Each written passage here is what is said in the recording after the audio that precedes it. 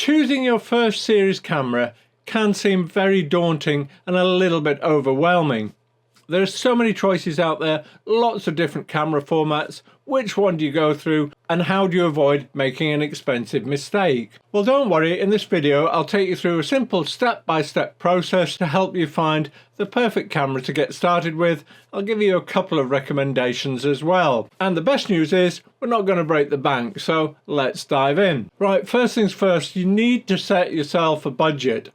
Setting a particular figure will help narrow down your choices because cameras range from just a few £100s right up to several thousand. So if you can decide on that clear number, it'll help narrow down your choice to a select number of options. Now, just one little tip here. Remember, a camera body is only part of the investment. You're also going to need some lenses and possibly some accessories like a tripod. So you might want to allocate some extra budget for those as well. When people ask me what camera to buy, one of the things I often ask them, are you prepared to consider second-hand? See, cameras get updated all the time, and the model that was popular just a couple of years ago will have some great features. For you as a beginner, it often means you can buy a higher spec camera without breaking your budget. You'll find many reputable online stores all offer second-hand options. They come with a warranty as well, so it's a great place to start as a beginner. So having set your budget, the third thing to think about is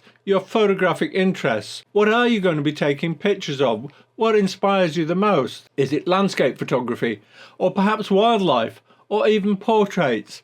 All those things will influence the type of camera and probably more importantly, the lens you're going to buy. Knowing your interests will help you hone in on that decision. For example, if you're interested in wildlife, then you need to get close to your subject. So you're going to want a telephoto lens, and there is an advantage in having what they call a crop sensor camera, because that magnifies the image a little bit in the camera, which means it's bringing you closer to the subject.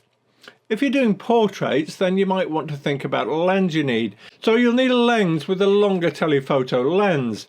With a beginner's camera, that's usually what they call a crop sensor camera, so you need a lens that goes up to something like 70mm. If you've got enough budget to buy a full frame camera, then you want a lens that'll be somewhere around 100mm focal length. When you're making this decision, think ahead a little bit. What other subjects might interest you in the future and allow for you to develop as a photographer and choose a camera that will allow you to grow with your hobby. Now, the one thing I would say to people today is when you're choosing a new series camera, the best option to go for is a mirrorless camera. The reason I say this is if you just want a point and shoot camera that gives you more features, you've really already got that in your mobile phone, and the addition of a good quality app will give you many of the features you would get from a point and shoot camera. It'll allow you to change the settings like exposure and so on. So really, I don't think there's a lot of point in investing in a point and shoot camera.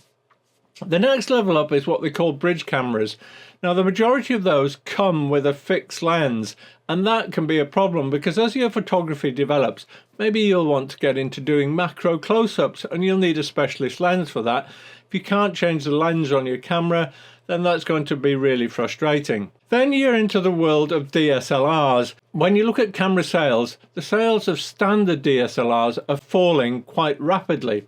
And most of the major camera brands are really putting all their investment into mirrorless cameras, and that's why I suggest you go down the mirrorless route. The great advantage of mirrorless is also they tend to be a bit more compact, they're a lot lighter, and as I've just mentioned, they're future-proof. However, if you're on a tight budget, there are still some great bargains out there for DSLRs. Take a look at the Nikon D3500, the Canon Rebel T6i, if you can get hold of one. They're pretty scarce now, you probably have to buy one second hand, but there is a Canon EOS 200D which is available, so that's another option. And of course there's the Olympus OMD EM10, which is still a great camera. So they will give you a good beginner's camera. At some point, you may well want to change them for something better that is going to be mirrorless. So just bear that in mind. before you make that decision. The other advantages of mirrorless, they feature things like live previews,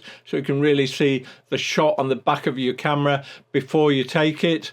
They often have more advanced autofocus systems, and they can do things like silent shooting, which is great if you want to take pictures at an event like a wedding. So really, they're a great investment for anybody wanting to get into photography, because if you want to upgrade your camera body later on, there's a good chance any lenses you've bought will fit with a future camera that you might purchase down the road. My final tip is, if you can, get your hands on the camera that you want to buy. If you've got a friend who's got one, or just go into a good camera shop and try a few of the models in your hand. Have a look particularly at the menu system. Do you find it intuitive? Do you find it easy to use? And that might help you make that decision, especially if you're torn between a couple of models. So there you have it. Set your budget.